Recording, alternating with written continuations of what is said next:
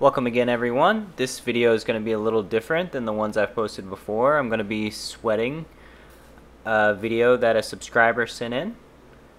As always, if you haven't subscribed to my channel, just take a second and click the button. It means a lot.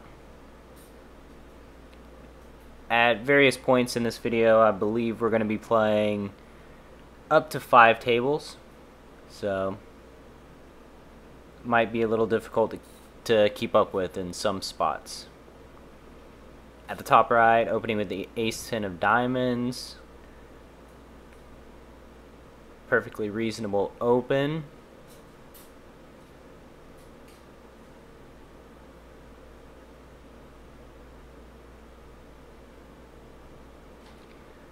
Pretty annoying getting squeezed and not getting to see a flop, but our only option at that point is to fold.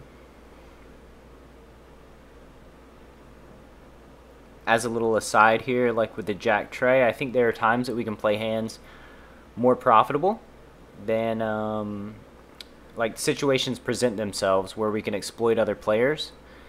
Like if the cutoff were to limp at the top right and the button were to isolate, then you can make a very good argument for 3-betting the jack tray off. It's not a very good hand, but I think that's a good spot to 3-bet bluff. So clicking the check fold button 99% of the time may not be a big deal, but that 1% of the time we can exploit somebody to make some money. So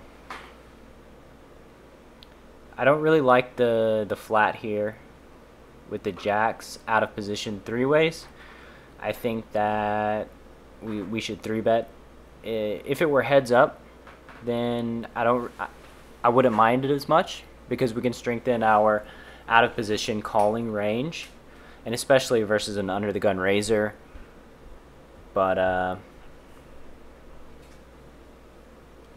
as played, we have to fold. Opening deuces at the bottom right, perfectly acceptable.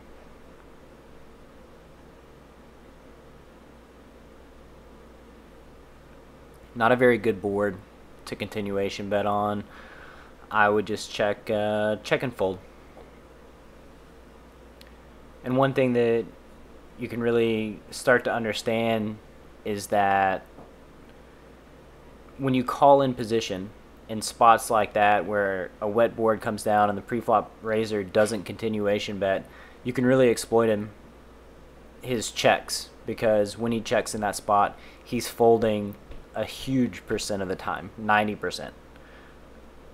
If you aren't betting in those spots, you really need to be betting, because you're just leaving money on the table. We folded 9-10 suited under the gun. I think we could have raised it. It appears as if at the bottom right table, J4YB is a fish. Anybody that limps the cutoff is just not going to be playing winning poker as a general rule. So we may just need to keep that in the back of our minds to exploit him later on. 3-betting the king-queen at the bottom left. It's perfectly fine. Sometimes we 3-bet, sometimes we flat. Depends on the players, depends on... There are lots of factors.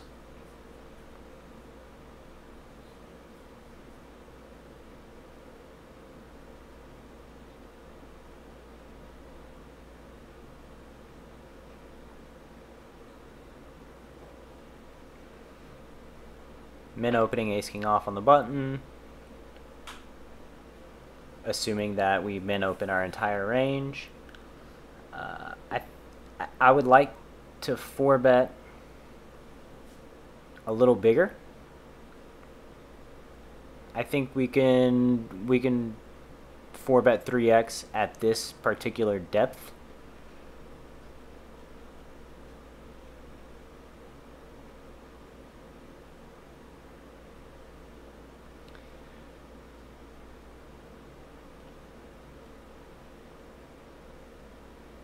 I don't really...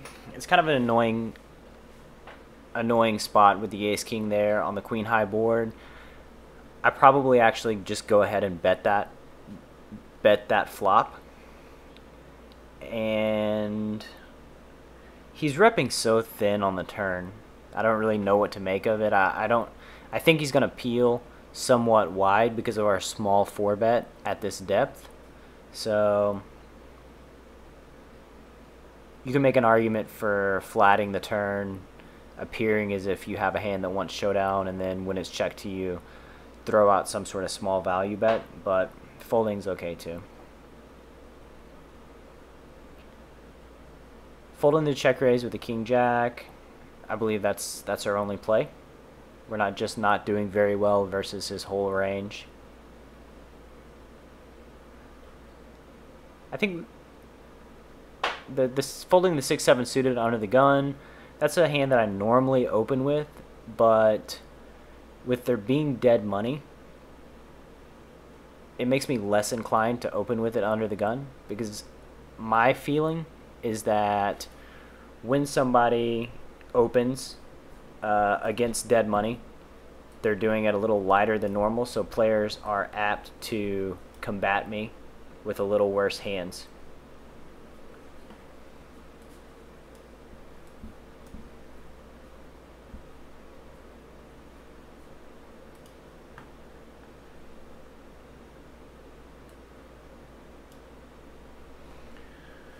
The ace-8 off in the small blind at the top left.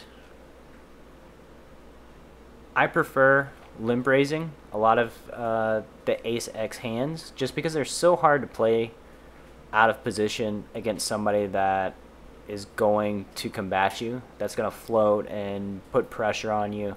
Even hands that are stronger, the ace-jacks, ace-tens, for the situation, those are very strong hands, but playing against opponents that are likely to be floating you and giving you problems, it's annoying. And I think that with a lot of the ace-x's, you can't turn a profit.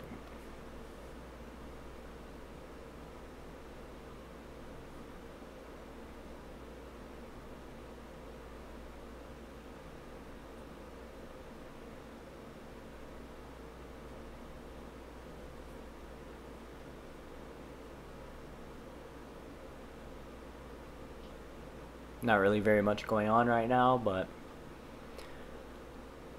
I can say I think Barry's playing very well. We've talked a lot on Skype, and he's also informed me that he's playing in the UK, and unlike, you know, us United States players, he can play more than 4 tables at once. So he's got like 3 or 4 other tables off screen.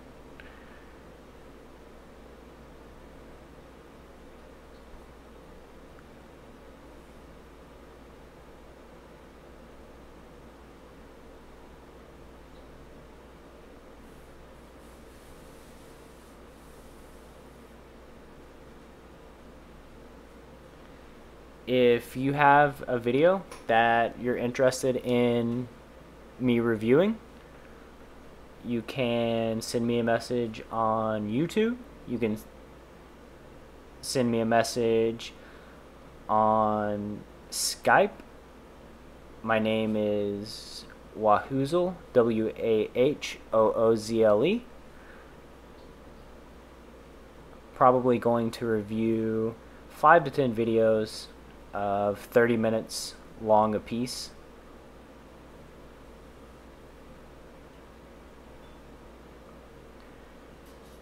The ace queen, we flop the world, we have him crushed. I do like betting out on this particular flop. I think there are a lot of pair of jacks, bad aces that are going to check for pot control that will call us.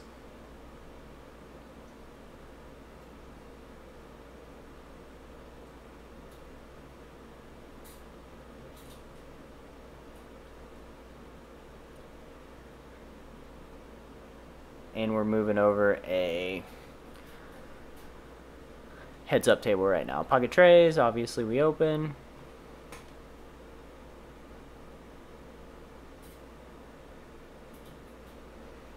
Get 3-bet by a short stack. Somewhat annoying. I don't mind flatting with the king-queen suited at the bottom right because of the fish in the big blind. We invite him in. That's good. You can make the argument for 3-betting it, but I always love inviting a fish to a party. It makes everything better for everybody.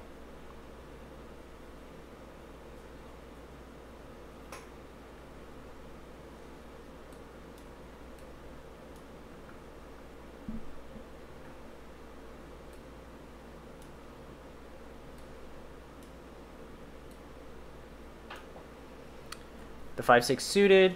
I think at the three-handed game, I think it's really bad for Luigi, Barry's opponent, to be opening like barely over minimum out of position for all the reasons I talked about with the ace-8. He's just inviting action out of position, and I don't know how in the world he can expect to turn a profit long term if we're just gonna mess with him and really put the pressure on him in situations where he can't really have very much.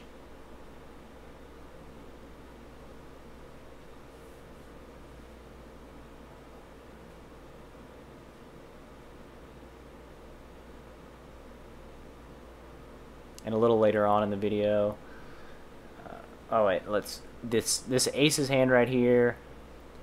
Barry 3-bet in pre, he flatted. The flop, our villain check called. The turn, he check called as well. There is 85 in the pot with $57 left. I think the river is a value shove. I think that if the villain had 2-pair or a straight or a set, he's shipping the turn with only 60% of a pot size bet left. So we can eliminate all those hands on the turn.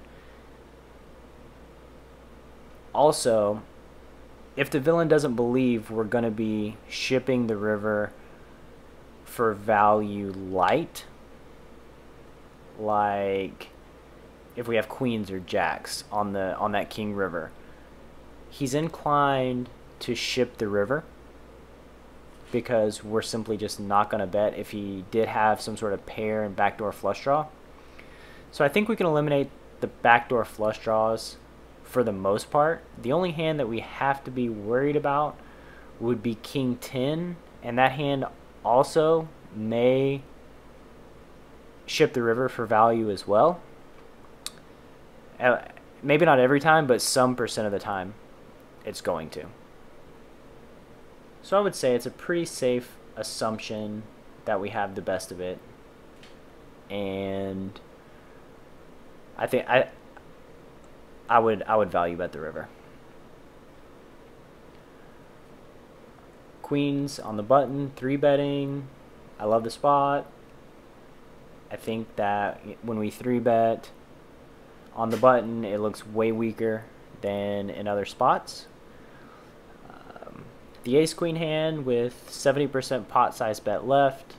I love the way Barry played that hand. He can't get called by worse if he ships it, but he can induce a shove by checking, which is exactly what happened, and he had the guy absolutely murdered. The 10-8 hand, I think the flop is a raise, simply because the villain doesn't really have a 3-bet range.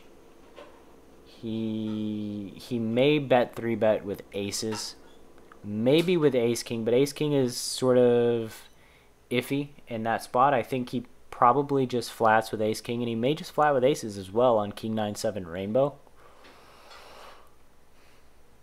So by raising the flop, we win the hand a decent amount of time. We don't really have to worry about not realizing our equity with a 3-bet.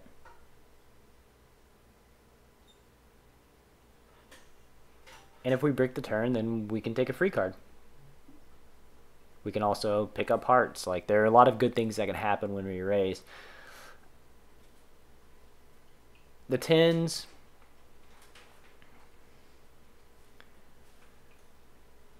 The obvious play is to 3-bet. I think you can make an argument for flatting in position with a lot of hands that are dominating his range, simply because he's opening too much for too little out of position. And a little later on in the video, this same villain shows the tendency to, for whatever reason, just go kind of nuts on the flop.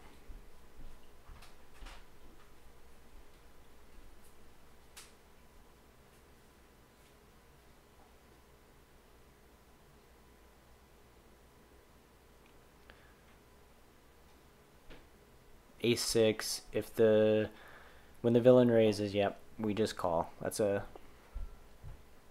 exact right thing. And I would be floating, I would be putting a lot of pressure on this particular player in position who appears to be, sticking his neck out a little too much.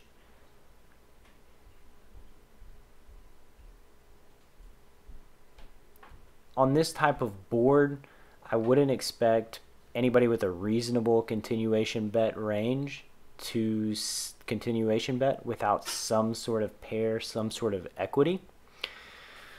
With that being said, that's about the worst turn card in the world.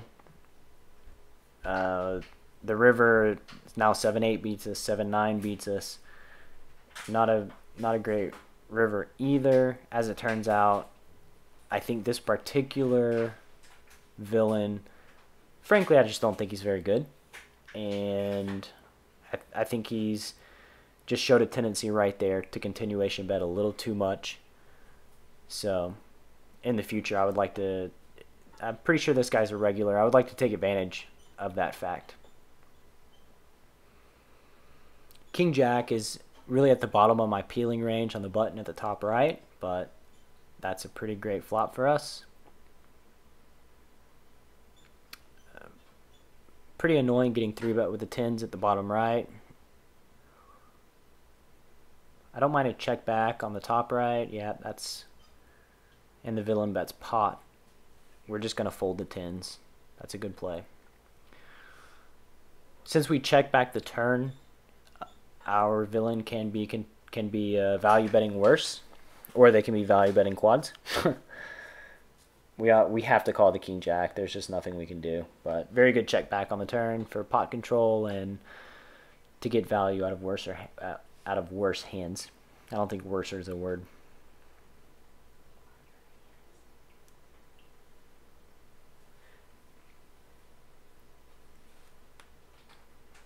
The deuces, not really going to mess with that board.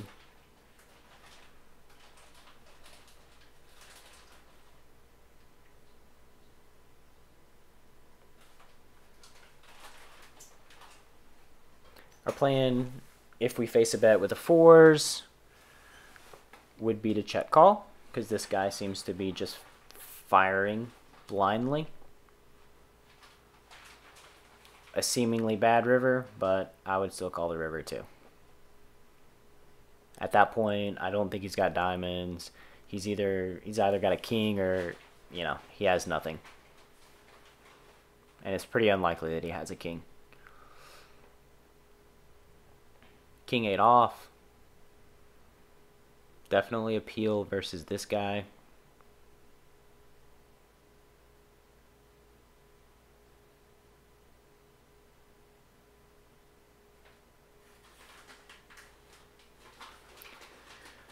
Eight 10 suited. Going ahead and c-betting. Middle pair. I like calling the flop with the King 8. We have a lot of queens in our range now. We do have flushes, but the turn is questionable. I think it's close. I believe we can bet the turn. I think we can bet the turn and check back the river on unimproved.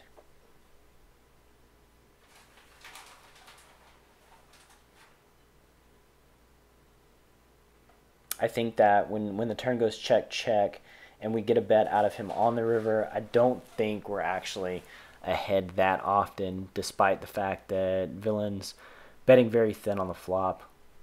On that jack, the river's a fold for sure. Just it's very hard for the villain to show up with nothing on that board on that river, and we just have to fold, and it's nothing we can do. The king 9 hand, I like flatting, and I like floating. The ace is an interesting card. I don't think the ace is really a great card for our range. We do float some ace highs, but in general it seems like a card he should barrel. I think that if villain were to check raise, we would be in quite a tough spot. Like I said, I don't think he's that great I don't think he's good enough to think that far in advance. But I mean, what are we really repping on Queen 7X and then the turns an ace? Like, we're repping floated ace highs, basically. And our range occasionally has sets, but for the most part is comprised of one pair hands, and our one pair hands doing that well against a turn check raise? I wouldn't think so. And when you add in the fact that we're floating a large amount of time on the flop and we just don't have anything, I think a check raise, I can't remember exactly how big the pot was, but you're probably risking 120 to win about 120. It has to work more than 50% of the time, and I think it would. If villain were to bet, to bet on the ace on the turn, then I would really like to see barrier raise. Just because I've studied these spots a lot, and whenever there's a scare card and the player tries to rep the scare card, almost always the best play is to put in a raise. Even with a hand as strong as ace king, which I don't think he has very often because we block the king, so ace jack is more likely. Even with a hand like ace jack, he's in a world of trouble on ace queen 7-4 facing the super strong line. Pretty annoying getting check raised on the 7-5 deuce. I think the villain had a strong hand in this particular situation. The check raise was less than 3x, which seems to be inviting action.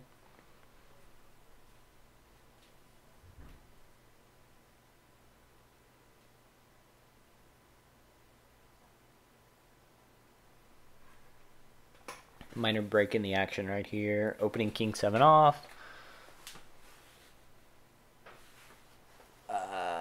Flopping top and bottom, that's pretty good.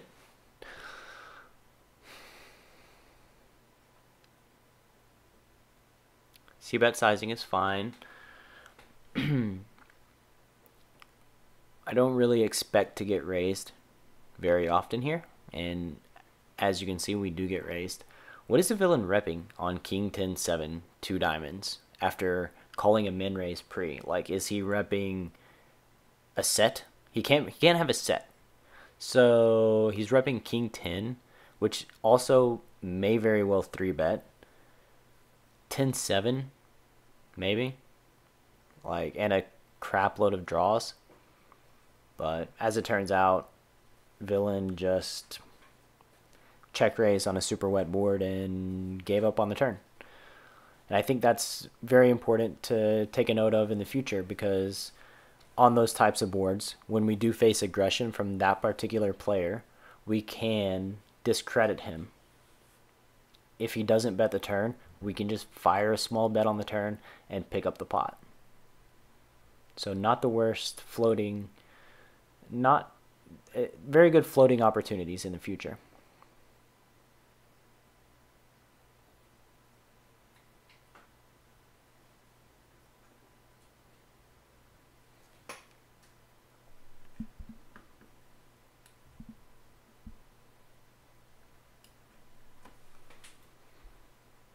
Nothing really going on.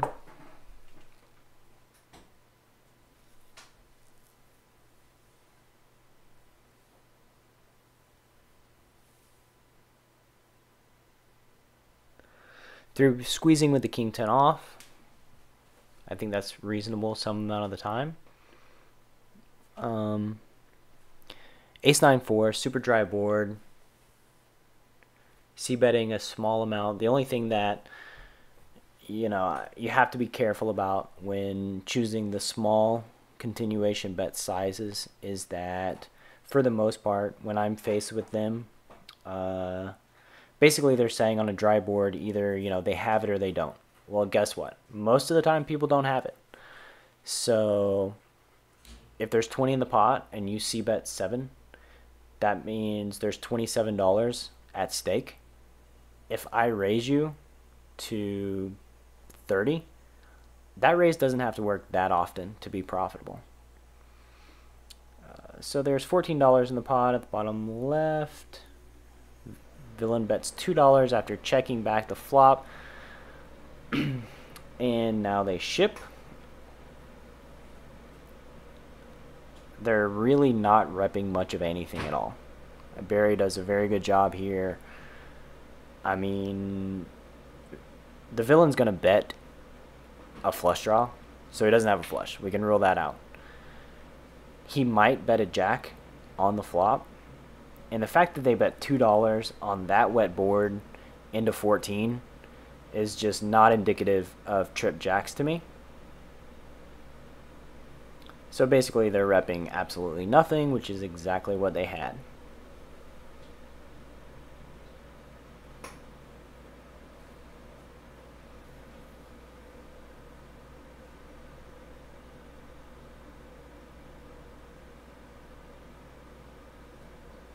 For the most part, I'm impressed with Barry's play. I think he's doing a very good job. They're just they're slight things that I would do differently.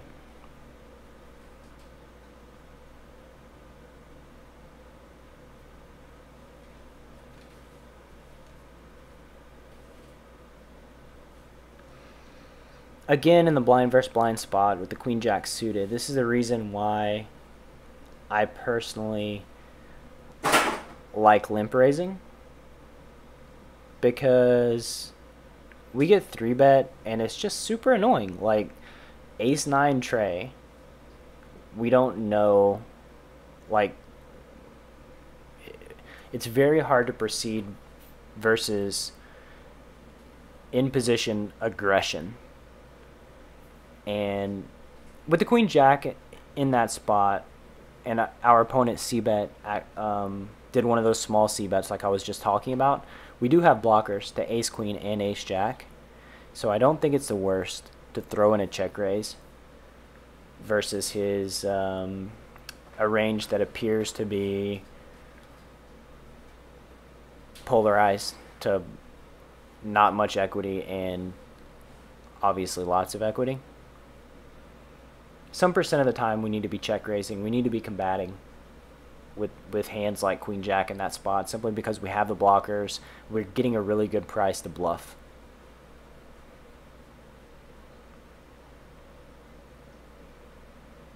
$14 in the pot, queen jack 4. Half pot bet, that's fine. And I don't like the check on the turn. I think that villain has a lot of pairs plus straight draws that are going to call us all in on the turn, or that are going to call a bet on the turn. So I think we need to go for 3 bets there and just get it in with the ace queen. Interesting spot at the top left.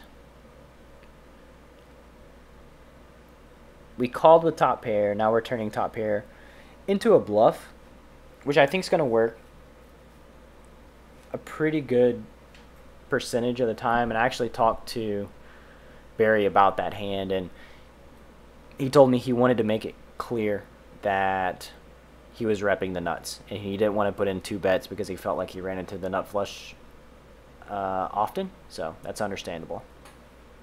And thank you very much for this video. I know I ran over and it's a black space right now, but deal with it. Until next time.